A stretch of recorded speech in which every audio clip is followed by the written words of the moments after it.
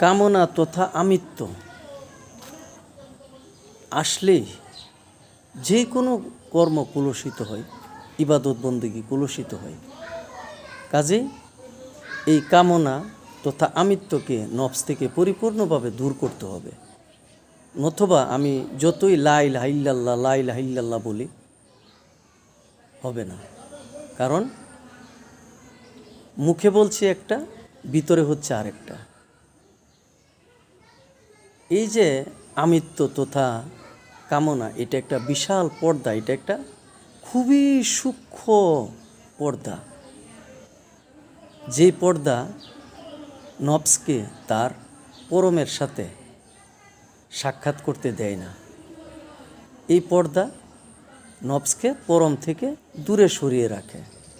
কাজেই এই আমিত্ব তথা এই কামনার পর্দা নফস থেকে পরিপূর্ণভাবে সরাইতে হবে, দূর করতে হবে।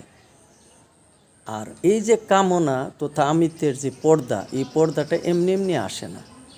তথা কামনা আমিত্ব এমনি এমনি আসে না। এটা আসে নফসের চারপাশে যে কাম, ক্রোধ, লোভ, মদ, মোহ, মাৎসর্য 6টা রিপু, এই 6 রিপু থেকেই এই কামনা তথা আমিত্বটা আসে নফসের মধ্যে।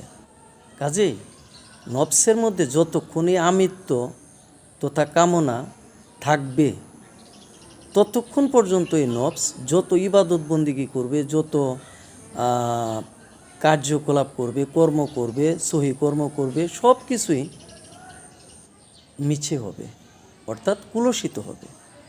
কাজেই এই কামনা তথা আমিত্ব এই কর্মকে পরিপূর্ণভাবে কুলসিত করে। এটা একটা সূক্ষ্ম পর্দা, এটাকে অবশ্যই দূর করতে হবে। আর দূর না করা পর্যন্ত যত ইবাদত, যত কর্ম, যত ভালো কর্ম, উত্তম কর্ম, সহি কর্ম, যত কিছুই করতে যাই, কিন্তু কুলসিতই হবে। কেন? কারণ কামনা আমিত্ব এখানে লেগে আছে। এই জন্যে। ধন্যবাদ।